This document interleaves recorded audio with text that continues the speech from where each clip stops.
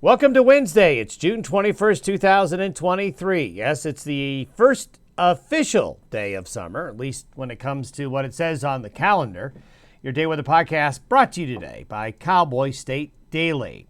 Well, folks, we have a severe weather threat really increasing, not only today, but over the next 3 days in some parts of the Rocky Mountain West and the Western High Plains.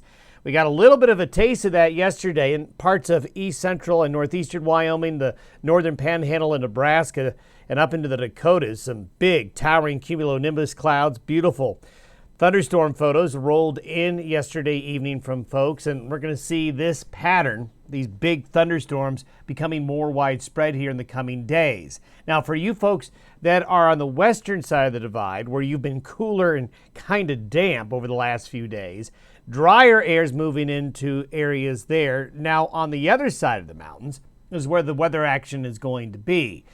All the right parameters are coming together on the ground, high in the atmosphere with the winds and the humidity and where the temperature parameters are for severe weather. It's not a matter, are we going to have severe weather? We will. In parts of eastern Wyoming, western Nebraska, northeastern Colorado for the next 3 days. Today in particular, the highest threat of severe weather is going to be along and east of the Front Range areas, especially along and east of I-25, but along the eastern sections of I-80, Interstate 90, I-70 as well here in the coming days. This is a situation where you get big hail. We did have some large hail with some of these thunderstorms yesterday, but large hail, very heavy rain, and tornado activity is likely. We'll show you why that's going to be. So this is the day where having a garage is a really great idea, or maybe putting that boat or the RV or the car somewhere if you're going to be in this area, and we'll show you where we think it's going to be. It'd be a good idea to do that. Now, after the system moves further east, drier air does come in for the weekend, and things will be settling down by the weekend. Just spectacular photo there, east-northeast of Douglas last night. Thank Mitch for sending that on in, and we're going to see this scenes like this here over the next 3 days across the high plains. Beautiful rainbow after the fact as well. So with the bad, you get the good. And also very wet conditions. Matt says this is his wettest year he has seen in the northern Bighorns in the past 9 years, and it is still very, very green out there, and will continue that way here for a little bit longer. The satellite imagery today shows quite a bit going on here. These blue and green areas here are the remains of thunderstorms that developed last night out across the Dakotas, central and eastern areas of Nebraska, and some of those were severe, and we did have severe weather with those. Here's a good fetch of subtropical moisture coming up from the southwest. You can see the moisture here, dry air coming in. This is what's going to be coming in over the weekend. What you can't see in this water vapor photo right here is down closer to the ground. Winds on the surface are coming up from the east-southeast up into the Front Range. We've got some areas of low clouds and fog that have developed out on the plains this morning. That's because humidity is increasing from the south and east. And when we take a look at the upper level pattern here, it doesn't look like much, does it? Why does it not look like there should be a bunch of severe weather today? But when you get into severe weather with thunderstorms, it becomes the little things working with the bigger scale things that really are the right ingredients, the right pieces of the puzzle to make severe weather come together. So this is very idealized, but what I want you to look at here is the fact that we have a fairly strong wind aloft coming up from the southwest.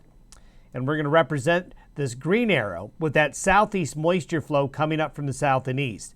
So right now, we are looking at moisture flow, counterclockwise spin around this low right here. And we are also looking at moisture flowing up from just a lot of humidity that just naturally resides down there.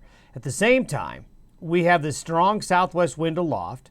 There it is right there in this yellow area. Now, when you have a trough of low pressure, the air high in the atmosphere is colder. So you have colder air that is coming in, represented by the blue arrow. See where there's a convergence of these arrows right here? Strong winds aloft, moist flow of air coming in from the southeast that basically add fuel to the situation. And when you have cold air aloft coming in, the heat of the day causes rising motions in the air. The colder it is aloft, the higher those rising motions will go, or the taller the thunderstorms will grow. The strong winds aloft help that thunderstorm to grow as well. The cold air aloft makes for a good environment for hail to form, and that's why we've got a lot of things going on right now. Also, the green and the yellow arrow call what we call shear, where the wind directions are opposite or opposing at different levels. So high up, the winds are from the southwest, but down low, the winds are from the southeast. So they're not diametrically opposed, but there's basically shear going on, and that adds to a lot of things that will help these thunderstorms get going. And by noon today, you can see the precipitable water is kind of gathering and pooling in this area right here. So with all those parameters coming together, you're going to be looking at a target area where these severe thunderstorms are going to be. So this is the lightning forecast by mid to late afternoon. And you can see it'll be this area right here, but also up in North Dakota where there's going to be severe weather, down here in Texas and Oklahoma as well. When you take a look at the fact that these thunderstorms are going to keep going into the night, this is between 6 p.m. and midnight.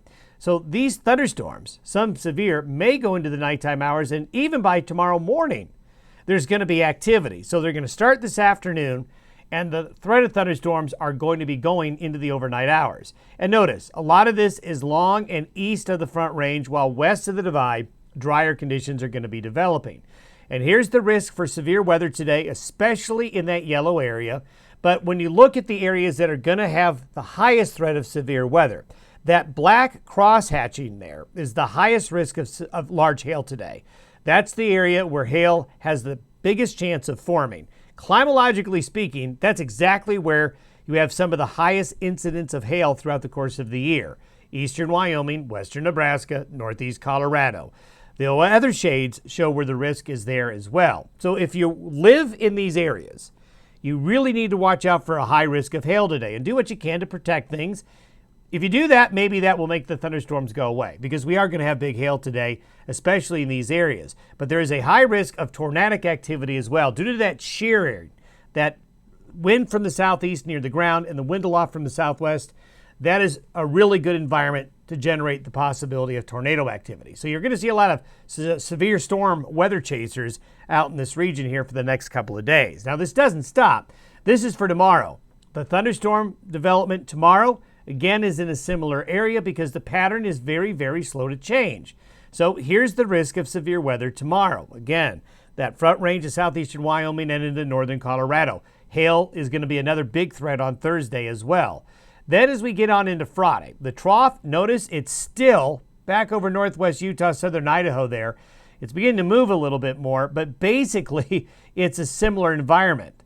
Southeast winds there, strong northwest winds aloft, cold air aloft comes in from the low, and it all converges on the same area. So this is for Friday. Notice there's a bit more west of the Divide on Friday.